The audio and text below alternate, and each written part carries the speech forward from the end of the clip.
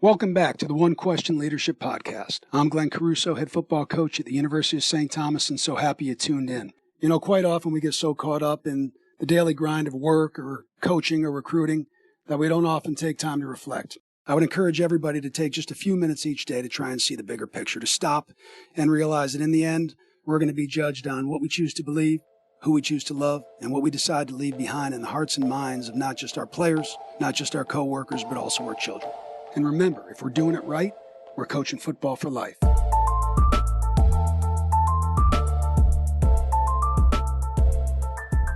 Greetings, this is Ty Brown, and welcome to the One Question Leadership Podcast, where we highlight executive and organizational leadership. Be sure to follow us on Twitter and Instagram at 1Q Leadership.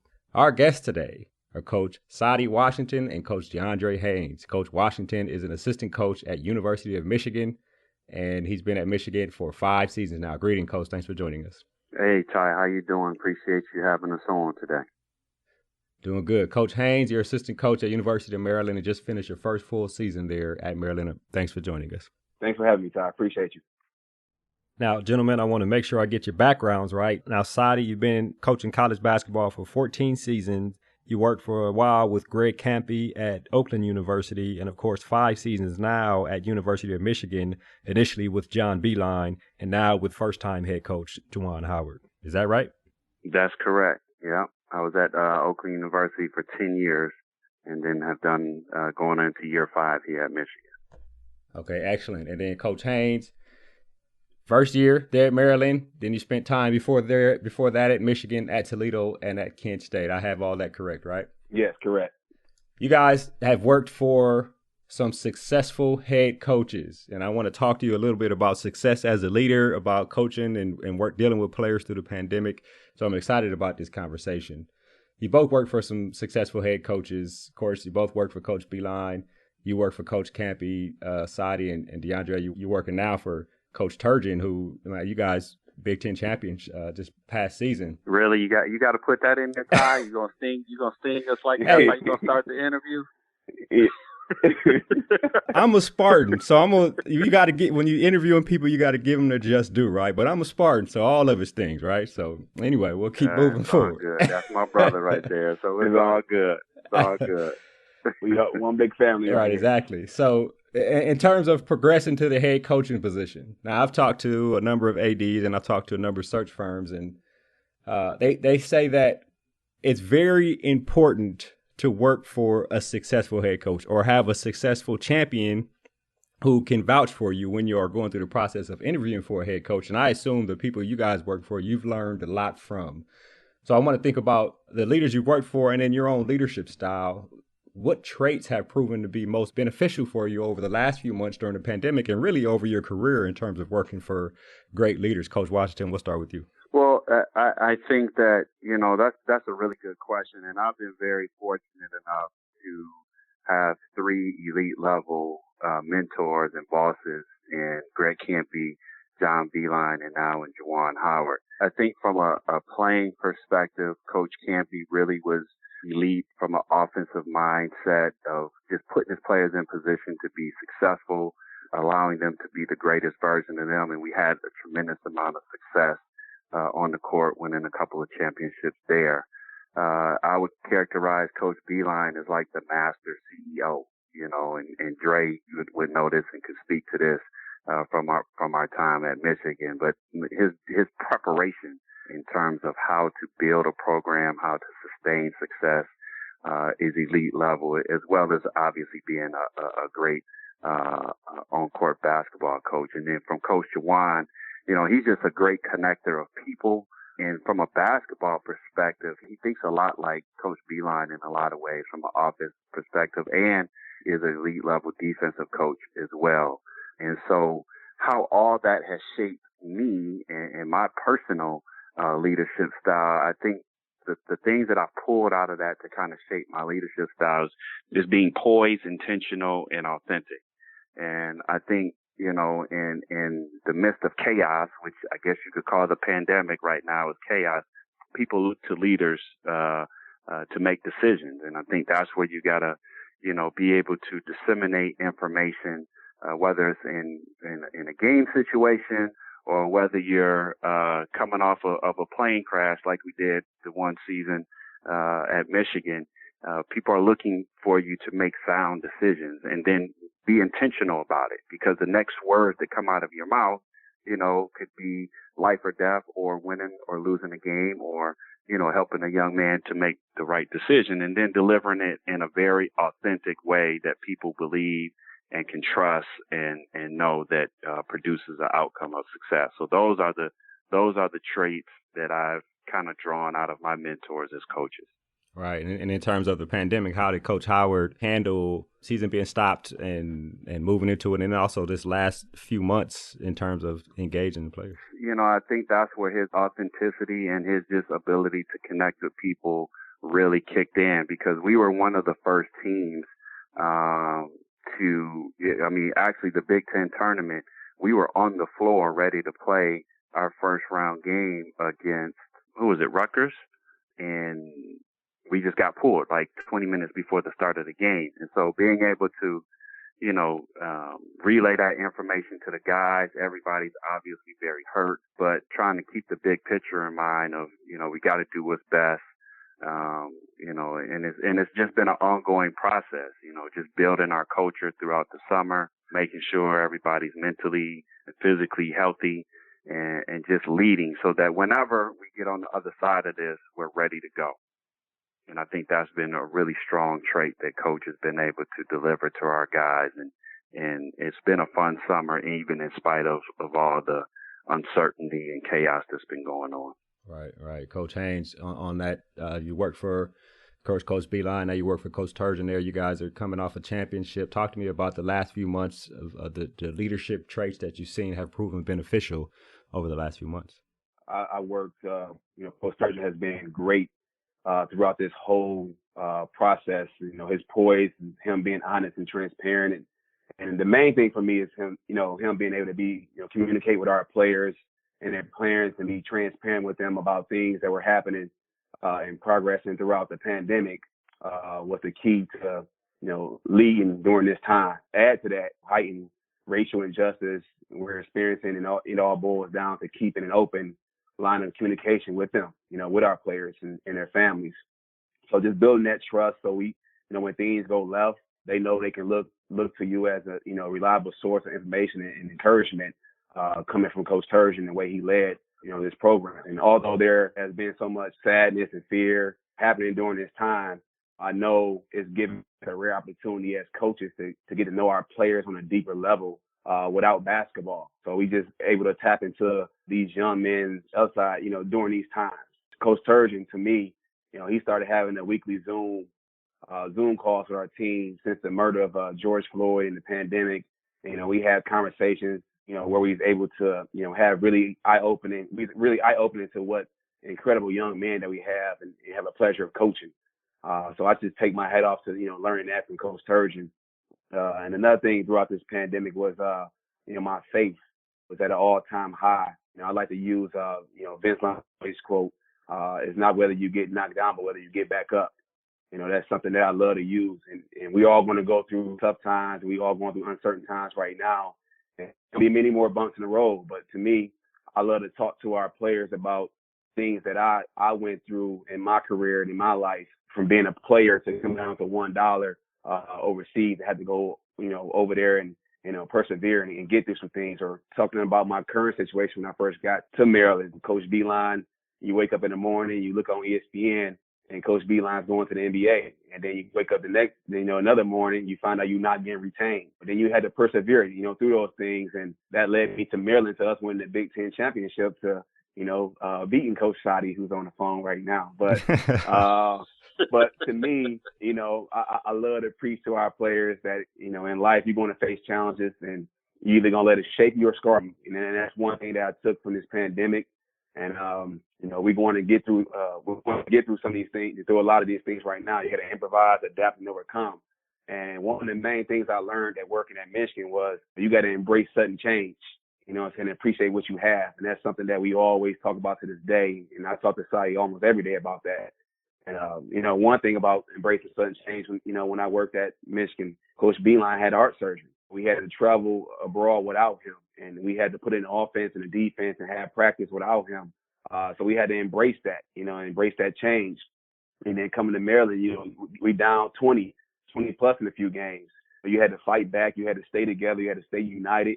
And we take these experiences that we have now on the court, and we try to apply them off the court in life right now.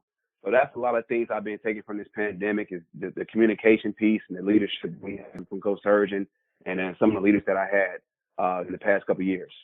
Haynes, it's interesting, one of the things you said there, and really both of you guys, I wonder about engagement. I mean, of course, Coach Watson, you said Coach Howard is really good at engaging people, relating people and connecting people. And of course, Coach Haynes, you mentioned that, and of course, Coach Turgeon is a veteran head coach. You mentioned that you've gotten to know the players at a deeper level over the pandemic. I imagine Coach has too. Talk to me a little bit about engaging, especially when people were in the streets expressing frustration over racism, over injustice, over police brutality, and a number of things that we've seen in the country for a long time. Sorry with you, Coach Haynes. For me, his leadership and his engagement, not only just like calling our players, but calling the parents to check in on them. And, that's one thing I had told him, like, we got to show the leadership in that aspect, because these parents trust us with their kids when we're recruiting them. It's great. It'd be great for us to reach out to them and let them know that we still here for them through all these tough times that we do. So the Zoom calls, the book, he have us reading right now, Martin Luther King, Why We Can't Wait. Him being active on social media and him actually opening up to our players and showing, like, he cried on a couple of our Zooms. And just to show that he really cared about what's going on, he's actually fighting for his players. I thought that was huge. And just showing that he's engaged and he's willing to educate himself on a lot of things that's going on. Not only just reading a book, but he's actually watching movies now. He's actually, looking up all kind of things to educate himself. And he's bringing it to our Zoom calls.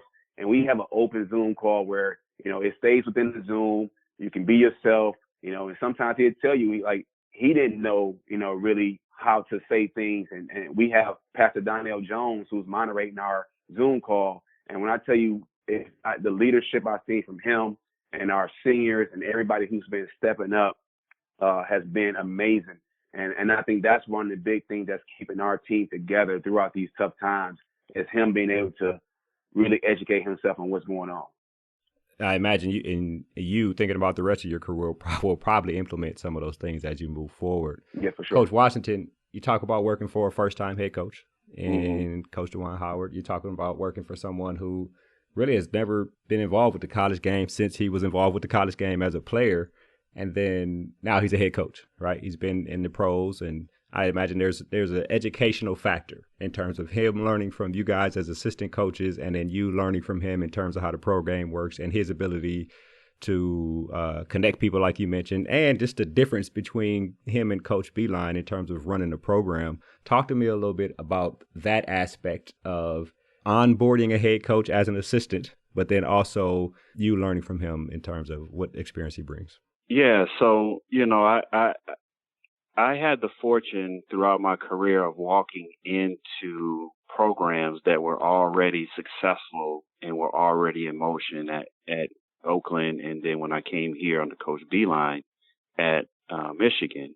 And even as the transitional piece from Coach Beilein to Coach DeJuan, it gave me an opportunity to at least experience what it's like to kind of start from scratch, so to speak, even though there was still familiarity with the program, because we had a completely new staff and just trying to make sure we kept all the players on board. We didn't have any guys transfer in that initial year.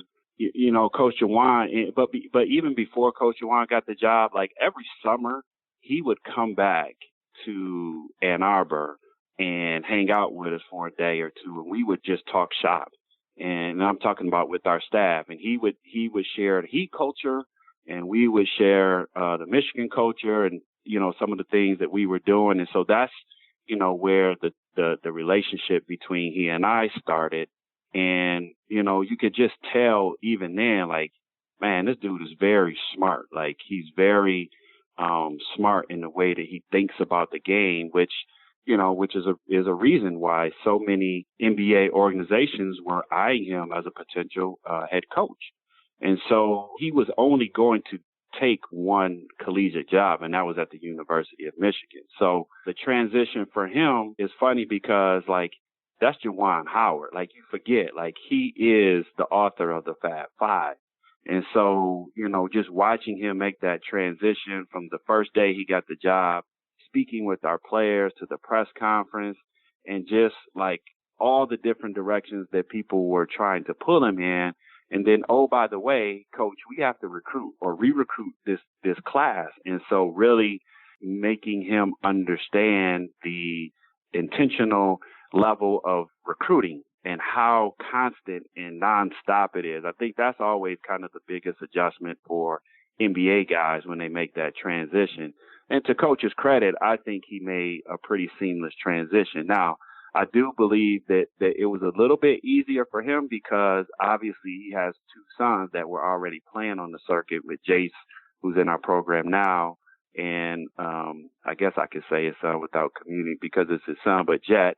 And so he has some familiarity with, you know, the young men out there on the circuit, either from his sons playing against him or them being on his team. So I think that he had a pretty good idea from a recruiting perspective, some of the young men that we wanted to recruit and which direction to go in. But still, there's a learning curve there that, you know, has to be met. And, you know, myself and Coach Martelli were constantly trying to help bring him and Coach Isley up to speed in terms from that standpoint. From a basketball perspective, you know, like just rules like there's no advancing of the ball or, you know, little stuff like that. But, I mean, Coach, you know, I think has done a tremendous job of just really making that transition because he's a competitor and he'll tell you like he's for competitors only. And so like this being his first opportunity to lead a program, like success has followed him all of his life and it's not going to stop now. And so I was just excited to be able to be a part of his transitional staff of what I call the new glue in helping him be successful and being successful as a first-time black head coach because, you know, for Dre and I, that's really important because his success means opportunities for us. And, you know, we're trying to champion that as much as we can. So, as well as our AD Ward Manuel, who's black and who's an African-American. So we understood, or I understand, like the importance of the decision that was made when Coach Juwan was hired. And, you know, the importance of helping him run with his vision, you know, moving forward and trying to put us in a position where we can win Big Ten championships and national championships. You talk about the inflection points in your career. I imagine for you, Coach Washington, this is your first time working for a first-time head coach, right? The other guys were veteran head coaches, and so now you mentioned that, right? Now he comes in, you're educating him. You're probably also learning about different leadership styles to lead a successful program. What it takes if you're a new head coach, right? Let's say you get a job next year, 2 years from now, the blueprint you have to think back to, right, is Coach Howard there. So I wonder what you would take from that if you got an opportunity in the next couple years as a head coach, like right off the bat. If that major inflection point happened, what would you take from him in his first year as a head coach? You know, I think that Coach is a very, and I use this term, he's a very poised decision maker.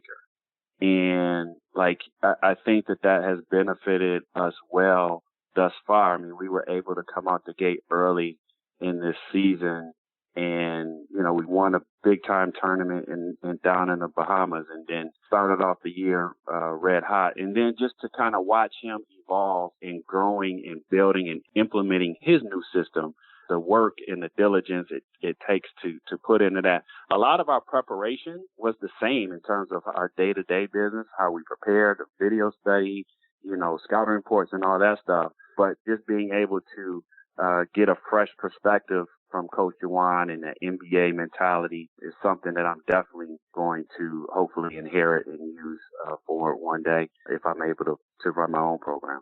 And then you talk about organizational leadership. You said Coach Beilein came in. He's a CEO type leader. Tell me how you have either adapted that when you're talking to players or when you go off to become a head coach on your own. How will you implement that type of mentality in terms of organizational leadership on the grand scale from the CEO mentality? Well, I think it's just that day-to-day preparation. Dre would know this. Like, we would get a morning text every morning with the whole day scripted out, and we would confirm the text. And I think that was awesome because, you know, Coach wasn't a micromanager, but it did allow people to know exactly the expectations of that day or the expectation of what was coming up. And he always say, like, I hire great people, so go be great, right? And so it allows you to kind of be a star in your role. And I really want that, you know, for myself, hopefully one day, where you hire great people, you trust that they can do the job that you hired them for. And everyone has a clear understanding of the vision of the program. And now it's our responsibility to have that growth mindset and get 1% better every day. And, you know, hopefully when we look up, we're winning championships in the classroom and on the court. Right. Exactly. Now, you talk about inflection points, Coach Haynes. You talk about being there a year, and you guys are the current Big Ten champions. Coach Correct. Saban always says that you can never take it away. So there's no right. You can't take that championship away unless you get in trouble or something like that. But you are the current champions, and you will be until there's a new champion next year. Well, hopefully next year, right? I wonder about inflection points during the season. You look at the leadership that the head coach has to give to his or her assistants, and you look at the leadership that the assistants have to give to the player, and the leadership all around, internal, external, up, down, etc. And you guys win this Big Ten championship, and then the season is canceled during the tournament. So it ends with you guys being the champion. But I wonder about the leadership you saw in that inflection point, the leadership you implemented yourself in that inflection point, and how can you learn from that type of thing? You mentioned earlier working for Coach Beeline when he had a medical situation and couldn't be there, and you guys had to step up to the plate. But talk to me about just when the season ended and you realized, you know, this is it. We're still champions, but that's the end of the season. We got to go inside. Well, you know what? That's a great question. I can remember that day like yesterday. You know, my family and I we packed up the car. We headed to Xfinity Center to practice. You know, right before we touched the floor, we got a call from our AD saying that the Big Ten was canceled. You know, it always been my focus to pour into our players, you know, spiritually, mentally, financially, emotionally. So, you know, that when basketball is no longer a part of the plan, they aren't suffering from identity crisis. So I talk to these guys every day from the first day I step on campus, even with Coach Turgeon, some of the things that he does. So right now, since that has happened, you know, Coach Turgeon has empowered me and he delegated some things to me. And I told him, you know, I'm currently working on this mentorship program, implement a mentorship program to where our players don't just see themselves as only athletes, but can make an impact in this world in other ways as well. And that's one thing that I've seen is like basketball was just stripped from us. Like right now, you know, Anthony Cowan, he didn't know what was next. I just remember seeing the look on their faces and in the locker room when Coach Turgeon huddled up the team to let them know the season was over. And just being in that moment goes back to me preparing them for life after basketball. Because because the ball stopped bouncing one day, whether you like it or not. Since this pandemic, you know, I had a player come to me, you know, question himself that what's my purpose, you know, without basketball? And to me, go back to my experience, you know, as a player, I've been through that. Like I experienced that personally when I retired, stopped playing, you know, basketball overseas. I had a business degree with no business plan, you know, so seeing basketball stripped from these guys, you know, was an eye opener for me to say, you know what, it's deeper than basketball. You know, what can we do now to have these young men, these young women look at themselves and say, you know, I can be a lawyer, I can be the president, I can be a judge.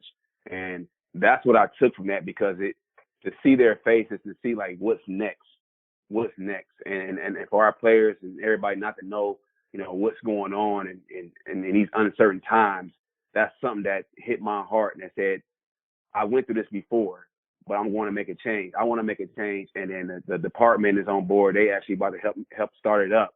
So that was something major for me that I seen throughout when that day when it first happened, because I talk to these guys every day and they still don't know, you know, what I want to do, you know, what's next for me. So I think implementing this program would be huge for the future here. Right. It probably will be. And at some point in the future, I'd love to have you back on talking about the program, how it's implemented and how you're evaluating its success, you know, over a period of time. I wonder from both of you guys. Of course, Coach Washington, you've been at Michigan for a little while now. Coach Haynes, you're at Maryland for a year. It's looking like college football and other fall sports won't happen in 2020. Obviously, the Big Ten is canceled. Other conferences have canceled. There may be more coming. I wonder about you guys talking to any of your coaching colleagues at your respective schools or just out there outside of basketball. I mean, have you guys spoken to anybody, and how does it affect the mind of a coach? Coach Haynes, you just told us how it affected some of the guys you coach, but I wonder how it affects the minds of a coach to say that there won't be a season. You guys won't be able to either continue playing or to play at all. And then also, like you mentioned, the student athletes who won't be able to start a season, unless you guys got through at least the regular season championship. But have you guys talked to any of the coaches there on staff at Michigan or at Maryland? Coach Washington, if you want to start that off.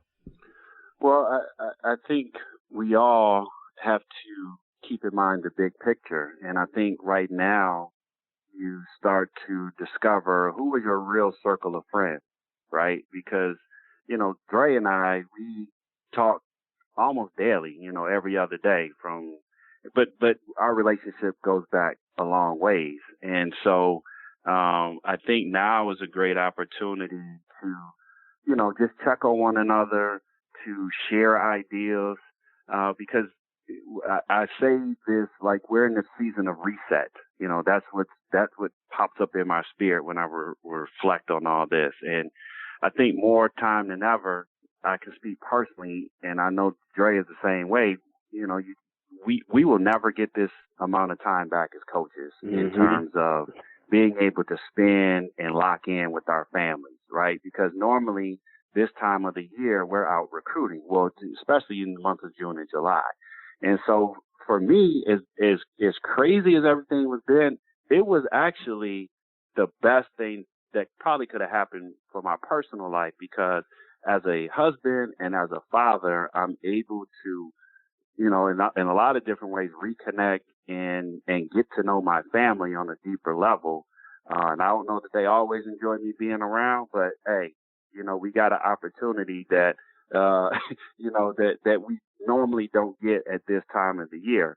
And because the reality of it is, Ty, is that, there's no blueprint. Like, this is the one period of life that no coach, nobody has the blueprint of what we're supposed to do. Like, we're all figuring this out together, right? And so as coaches, as friends, as colleagues, like, it's our responsibility to make sure we maintain a healthy physically, mentally, spiritually, socially, and everything in between, because there are no one right answers to get through this. But the goal is to get on the other side of this as healthy as we possibly can, personally, collectively, as organizationally, financially, and everything in between. And so the mental health, of our student athletes is big. And Dre mentioned it, earlier with, just the reaction of us, and I'm speaking men's basketball, missing out on the season. And now all the fall sports seem to kind of be in jeopardy of doing that. And so hopefully we do have a season, because now if we have to miss out, God forbid, on a second season, think about what that does emotionally, not just to our student athletes, but again, also to the coaches, because our livelihood has been wrapped up in this sport. And so for me, it's just checking on guys like Dre, his family, and a couple other circle friends of ours, and make sure we all come out better versions of ourselves when we do come out of it. All right, Coach Haynes, I wonder if you've talked to any coaches outside of the sport of basketball there. You did mention something I thought was pretty profound, is that a player coming to you saying, what is my purpose if I don't have basketball? And they're lucky to have somebody like you around to answer that question. I wonder, have you talked to anyone outside of the sport of basketball in terms of, hey, look, we went through this in the spring. Here's how we handled it. We played the season. You won't happen to play this season. How are you guys handling it? Talk to me a little bit about that aspect of just engaging with other people. Well, you know what? I spoke with one of our players and his girlfriend. We sit down. I love to sit down with them and get to know how their day is going and how they're feeling about everything. So one thing that I did do is, I went to them, how's your girlfriend doing? She plays lacrosse. And then I wanted to know, what is she going through? Because her sophomore year, they actually won a national championship here in Maryland, right? And then her junior year, the spring, it got canceled, due to the virus, so they was able to play 5 games and then their season was canceled.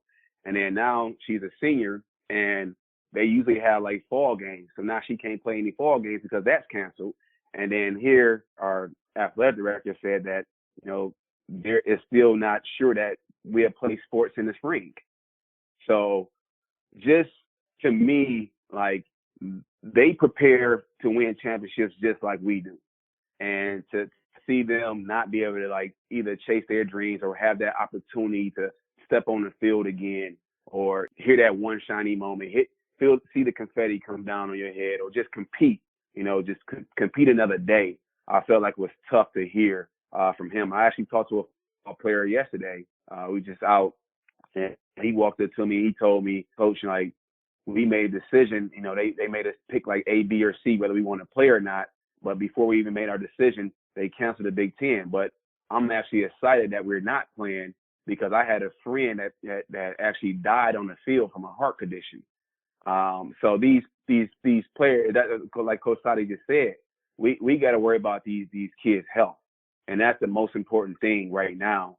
And the thing I've been taking from this pandemic, like, just to piggyback on Coach Saddi, was getting closer with God for myself and getting closer to my family. That's been the most important thing, is just to have these relationships, to reach out to everyone and see how they're doing. Like, this time gave me time to reach out to the coaches I played for, my old teammates.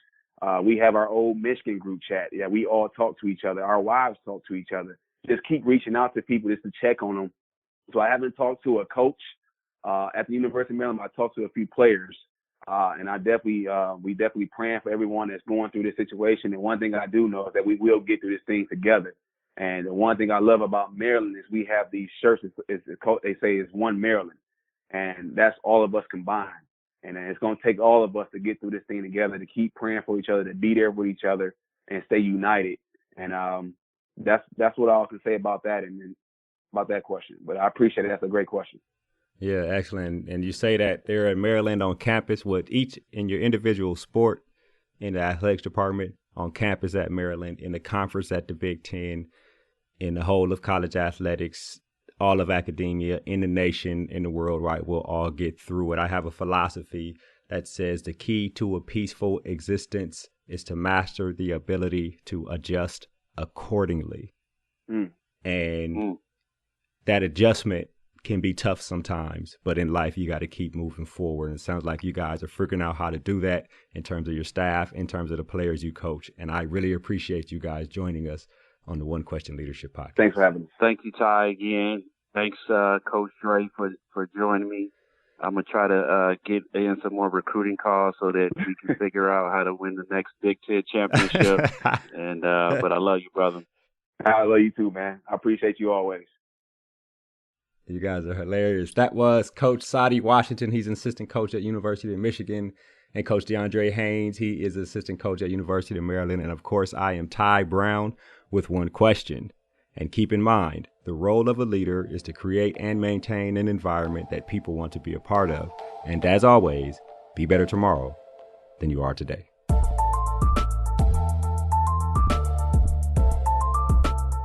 This episode of the One Question Leadership Podcast is produced by Spades Media Group, solving problems using creative leadership.